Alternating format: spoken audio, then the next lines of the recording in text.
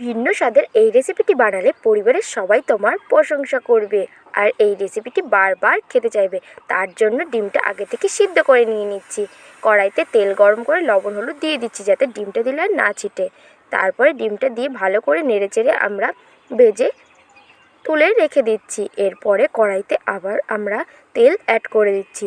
এরপর তেলের মধ্যে আমরা দিয়ে দিচ্ছি জিরে, গোটা জিরে দিয়ে দিচ্ছি। এরপর দিয়ে দিচ্ছি আমরা পেঁয়াজ কুচি আর টমেটো কুচি একসঙ্গেই দিয়ে দিচ্ছি। ভালো করে নাড়াচাড়া করে ভেজে নিচ্ছি। তারপরে আমরা এর মধ্যে দিয়েছি জিরে বাটা, আদা বাটা, রসুন বাটা, পরিমাণ মতো লবণ, হলুদ আর লঙ্কার গুঁড়ো।